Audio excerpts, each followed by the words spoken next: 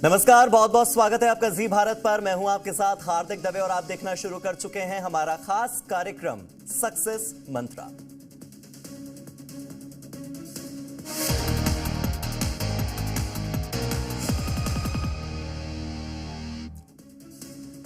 काम भी जरूरी है, सेहतमंद जीवन भी जरूरी है। अब आप काम करते हैं तो पैसे मिलते हैं और उन्हीं पैसों से आपका जीवन चलता है। आपके घर के काम, खाने पीने का खर्चा, घूमना फिरना, बच्चों की पढ़ाई लिखाई, फ्यूचर सेविंग, मतलब जितने भी तमाम काम हैं वो आप सब तब कर पाते हैं जब आप काम कर पाते हैं, यानी कि जॉब कर पाते हैं। जब आपके पास पैसे होते हैं तो वही पैसे आपके सामाजिक प्रतिष्ठा को तय करते हैं। अभी दिवाली आने वाली है, आप जितने ज्यादा अमीर होंगे, जितना आपके पास पैसा, उतने ही आपके पास दिवाली पार्टी के इन्विटेशन होंगे।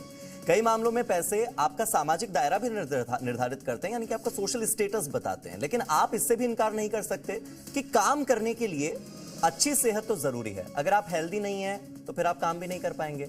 ज्यादा काम के चक्कर में आप सेहत को नजरअंदाज कर देंगे तो ये आपके काम को प्रभावित करेगा। और ये तय मानिए कि थके हुए दिमाग से, केवल थका हुआ शरीर नहीं, थका हुआ दिमाग, मानसिक शारीरिक दोनों, आप क्वालिटी वर्क बिल्कुल नहीं कर पाएंगे। आपके अंदर जितनी कैपेसिटी है, जितना आपका पोटेंशियल है, आप पूरा दे ही नहीं पाएंगे। शरीर ज्यादा बीमार हो गया तो फिर आप रेस से बाहर हो जाएंगे। शारीरिक बीमारी के साथ मानसिक बीमारी का खतरा हमेशा बना रहता है। इसीलिए आज का जो टॉपिक है, आज अगर आपको सक्सेसफुल होना है तो जीवन में क्या जरूरी है? Work life balance.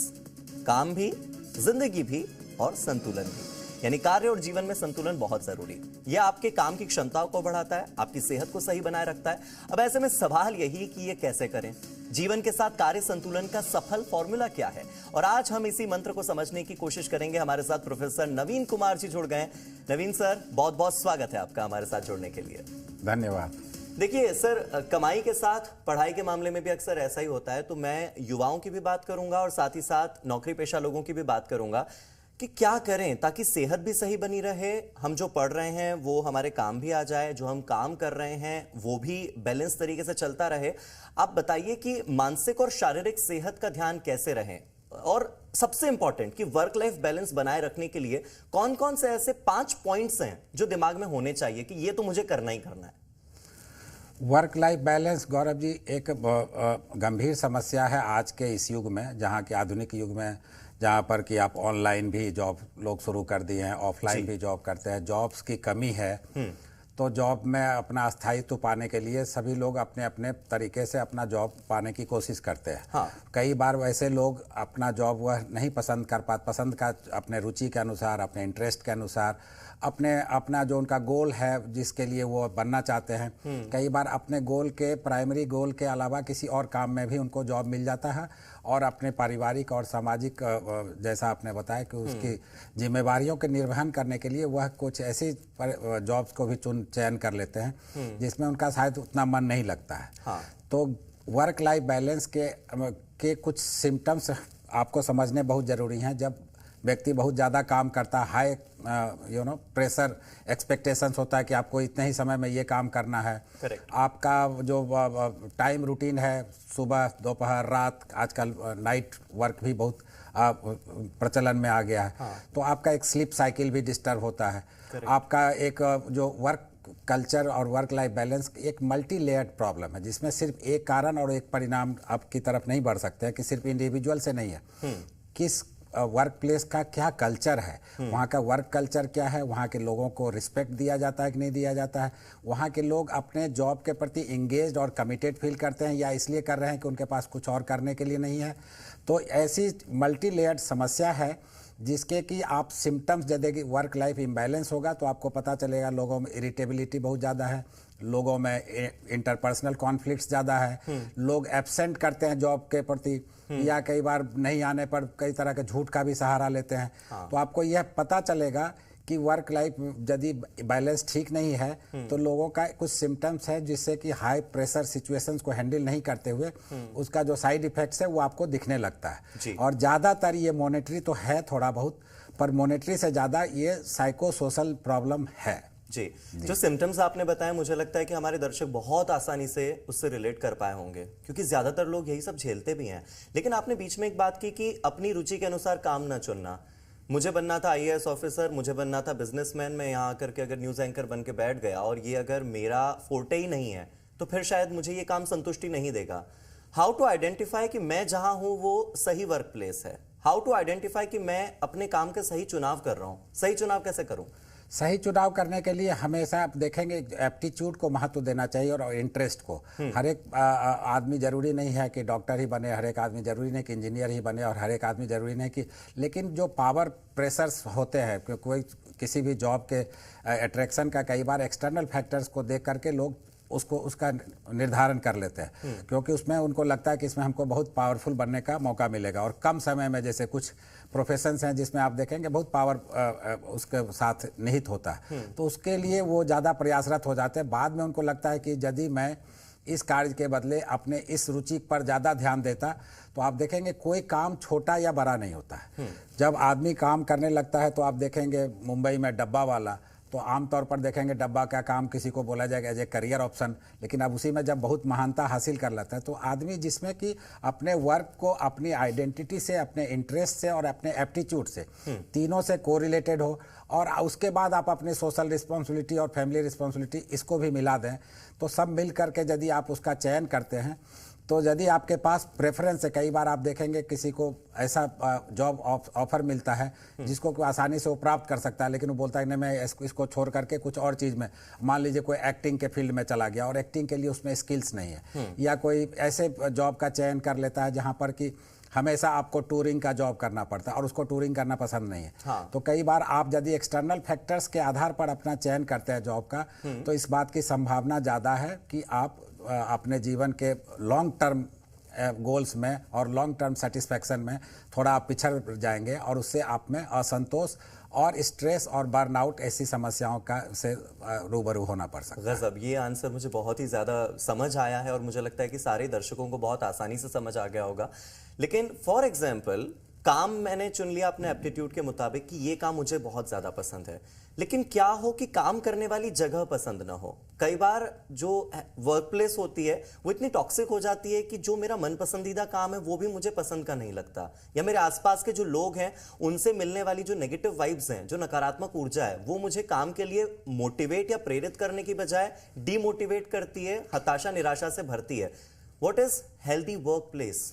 Healthy work place वह होता है जहाँ पर कि ट्रस्ट डेफिसिट बहुत कम हो, लोगों को आपस में एक दूसरे, जहाँ पर कि चापलूसी की प्रवृत्ति को ज़्यादा नहीं हो। हाँ। और एक इक्विटी हो, मतलब आपको पता है कि यदि मैं मेहनत कर रहा हूँ तो मुझे अपने मेहनत के अनुसार रिवार्ड मिलेगा। तो आपके एफर्ट्स और रिवार्ड में जहाँ पर भी पैरिटी हो गया, फेयरनेस होगा और जस्टिस एक का परसिव्ड सेंस है कि हाँ ठीक है, हम अपने ऑर्गेनाइजेशन को यदि हम अपना बेस्ट दे रहे हैं तो ऑर्गेनाइजेशन भी आपको as a member, as a citizen trust करता हो। तो आप देखेंगे कि जहाँ पर इंटरपर्सनल एनवायरनमेंट, लोगों के पीयर जो ग्रुप है उनके प्रति एक दूसरे के लिए सम्मान की भावना हो, और लीडरशिप का आप पर ट्रस्ट हो कि ठीक है, हमारा हर एक एम्प्लॉय इम्पॉर्टेंट है और हमारे लिए, सबके लिए एक दे आर लाइक फैमिली।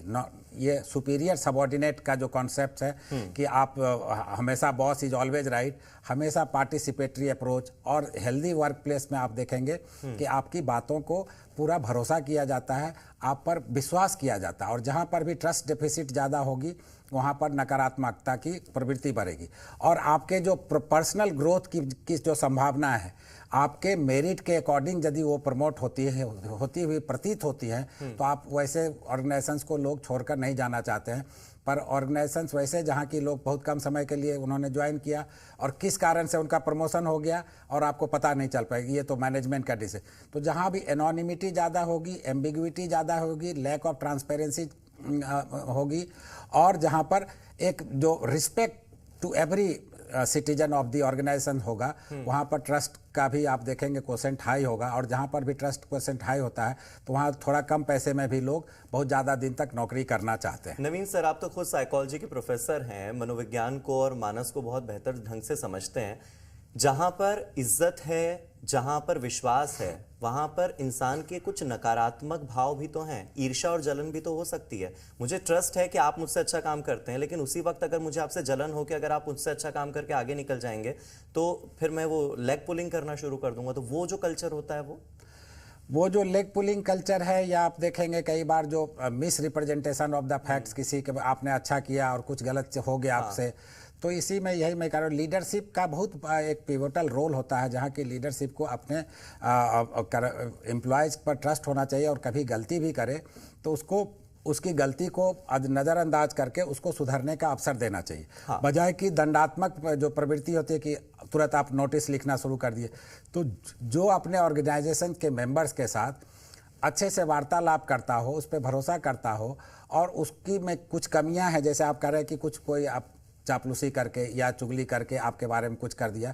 लेकिन अल्टीमेटली यदि आप अपने मॉरलिटी से सही हैं तो आपको लगेगा ठीक है कुछ समय लगेगा, लेकिन वहाँ पर यदि इन्हीं नकारात्मक चीज़ों के आधार पर तरक्की मिलती हो तो वह ऑर्गेनाइजेशंस कुछ समय के लिए तो होते हैं। जैसे आप देखें कुछ ऑर्गेनाइजेशन जहाँ जो अपने ऑर्गेनाइजेशन से छोड़े हुए व्यक्ति को, जिन्होंने जॉब छोड़ दिया, उस पर भी बाद में भी ट्रस्ट करते हैं।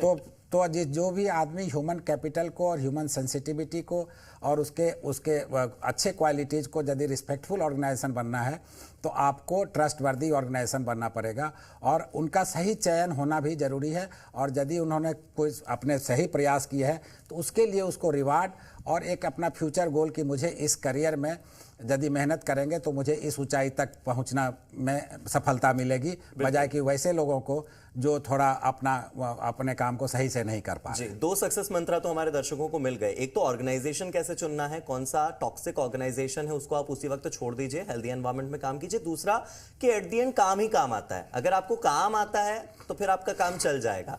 लेकिन इसी के साथ साथ ऐसा कहते हैं कि अगर जो लड़के होते हैं उनकी अगर प्रोफेशनल लाइफ अच्छी ना चल रही हो तो वो अपनी पर्सनल लाइफ खराब कर लेते हैं, और खासतौर पर लड़कियों के केस में कि अगर उनकी पर्सनल लाइफ में बहुत हलचल और दिक्कतें होती हैं तो वो अपनी प्रोफेशनल लाइफ में अपना परफॉर्मेंस उतना अच्छा नहीं दे पाती। अगर मैं जेंडर बायस न भी हूं तो क्या आप मानते हैं कि पर्सनल और प्रोफेशनल लाइफ जब मिक्स हो जाती है तो वर्क लाइफ बैलेंस डिसबैलेंस हो जाता है, और इसके लिए क्या करना चाहिए? नहीं, देखिए पर्सनल लाइफ हमेशा इंपॉर्टेंट होता है, और पर्सनल और प्रोफेशनल में आप देखेंगे जो बहुत अच्छा बॉस होगा, यदि वो अच्छा बॉस ऑफिस में है तो वो घर में भी अच्छा इंसान होगा।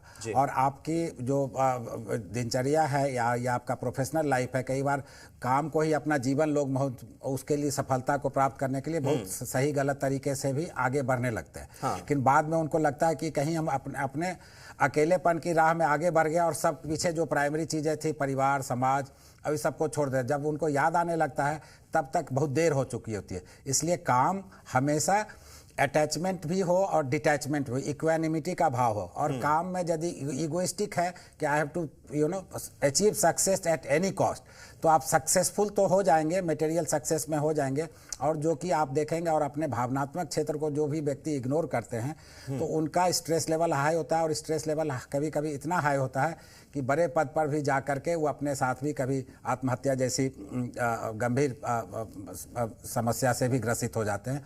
तो आप देखेंगे इस चीज़ को आपको समझना है कि आपको पर्सनल, सोशल और प्रोफेशनल तीनों में एक सामंजस्य करके जो व्यक्ति आप देखेंगे अपने सोशल लाइफ में भी काम एक्टिव होता है। अब कई बार आजकल देखेंगे इंटरनेट का युग है, तो दिन भर मोबाइल पर काम, घर में इंटरनेट पर आपने ऑफिस में काम किया, फिर घर में भी मोबाइल पर काम करें, तो आपके अपने पर्सनल, फैमिली और सोशल लाइफ में के लिए कोई टाइम ही नहीं मिल पाया। और आप अपने हमेशा जीवन भर डिग्री लेने में और प्रमोशन लेने में लगे रहे, और अपने इंपॉर्टेंट चीज़ अपने बच्चे के साथ जो क्वालिटी टाइम देना चाहिए था, अपने फैमिली के साथ जो क्वालिटी, अपने पेरेंट्स के साथ जो टाइम देना चाहिए था, वो सब इमोशनल एस्पेक्ट्स को वो इग्नोर करते हुए वो जिसको बोलते हैं वर्कोहलिक। और वर्कोहलिक यदि एक एक्सट्रीम लेवल होता है तो ये टॉक्सिक बन जाता है, और ये टॉक्सिक यदि बन जाता है तो उस इंडिविजुअल के लिए हार्मफुल भी होता है और उस ऑर्गेनाइजेशंस के लिए, क्योंकि जब भी अपना आप बेस्ट तभी दे सकते हैं जब आपने, तो इसको एक कॉन्सेप्ट है, इसको बोलते हैं साइको न्यूरो इम्यूनोलॉजी। आपका साइकोलॉजी न्यूरोलॉजी को और न्यूरोलॉजी इम्यूनोलॉजी, तो इन तीनों से भी आप देखेंगे कि आप अपने बैलेंस को यदि बना के रखें, और कुछ स्पिरिचुअल एक्टिविटीज़, कुछ रिक्रिएशनल एक्टिविटीज, जहाँ ऑफिस के अलावा हमेशा पावर सिम्टम से भी जो व्यक्ति ग्रसित होता है कि देन एंड देयर, ओवरनाइट, अभी करो, इस टेंडेंसी वाले लोग भी आप देखेंगे कई बार हताशा, निराशा और एक एम्प्टीनेस के से शिकार हो जाते हैं। तो इसलिए हमेशा बहुत बड़े बड़े थिंकर और बहुत बड़े बड़े लोग कई बार अपना एक प्राइवेट रिक्रिएशन भी ढूंढते हैं, जिसमें वो हो सकता है मछली पालन कर रहे हो या पशु पालन कर रहे हो या कोई सोशल वर्क कर रहे हो। तो उनका वो जो पोजीशन है ऑफिस का, तो ऑफिशियल पर्सन इतना ज़्यादा नहीं होना चाहिए कि ईगो सेंट्रिक हो जाए, और ईगो सेंट्रिज्म हमेशा निगेटिविटी की तरह। तो इसलिए कर्मा थियरी जो है भारत का, वो बहुत अच्छा है कि कर्म और कर्म से आप अपना काम करते रहिए and you try to give your best. लेकिन हर एक समय आउटकम, कभी कभी ऐसा लगता है कि बहुत से लोग इन बातों को जानते तो हैं लेकिन जीवन में अमल करना सबसे ज्यादा मुश्किल हो जाता है। जैसे आप देखिए कि वर्किंग आवर्स कितने होते हैं, 8 से 9 घंटे। 8 से 9 घंटे में अगर मैं वर्क का लोड ले रहा हूं, चलिए वर्क का लोड मैं एक तरफ साइड भी रख दूं, ऑफिस पॉलिटिक्स का ही लोड अगर बहुत ज्यादा ले रहा हूं कि मेरे बॉस ने मुझे सुना दिया, उसने मुझे ये कह दिया, वो कह दिया, यही लोड लेकर के, यही स्ट्रेस लेकर के मैं घर जाता हूं, मैं अपना नींद, चैन, सुख सब छोड़ देता हूं और उसके बाद फिर मेरे पूरे 24 घंटे खराब कर लेता हूं, 7 दिन खराब कर लेता हूं, तो फिर कहां बचा वर्क लाइफ बैलेंस? मैंने उन 8-9 घंटे के स्ट्रेस को अपनी पूरी जिंदगी बना लिया है। अमल में कैसे लाऊं कि मैं बाकी के टाइम अपनी जिंदगी को ब्यूटीफुल बनाऊं, अगर गलती से किसी टॉक्सिक वर्क प्लेस पर हूं तो? टॉक्सिक वर्क प्लेस पे हैं तो आप देखिए, हर एक व्यक्ति को तो आप देश में, समाज में आप सुधारने का ठेका नहीं ले सकते हैं। हाँ। पर अपने आप को आप ये कोशिश करें कि आप यदि अपने कार्य को ठीक से कर रहे हैं, अपनी ईमानदारी से कर रहे हैं, तो कुछ लोग आप पर लांछन लगा रहे हैं या आरोप लगा रहे हैं कि अच्छा नहीं काम करता है या करती है, और उस पर कुछ ना कुछ आप देखेंगे स्टिग्मा कि नहीं ऐसा करने से अच्छा हो जाएगा, ऐसा, और बहुत स्टोरी। तो हर एक ऑर्गेनाइजेशन में एक पॉलिटिक्स भी होता है, and there is no organisation जिसमें कि जिसका एक पॉलिटिकल एनवायरनमेंट नहीं होता। तो पॉलिटिक्स डिसाइड करता है, लेकिन वो पॉलिटिक्स जो नकारात्मक पॉलिटिक्स हो, जो एम्पावर नहीं कर रहा हो, उससे अपने आप को देखिए, पूरी तरह से तो अछूता नहीं रख सकते, लेकिन कोशिश करिए कि आपका घर ही मंदिर है, और जब ऑफिस आप छोड़कर घर चले आए तो घर की जो आपकी भूमिकाएं हैं उसको रात के सोने के समय उस बातों को दिमाग में रख करके अपनी नींद खराब नहीं करें, अच्छी नींद लें।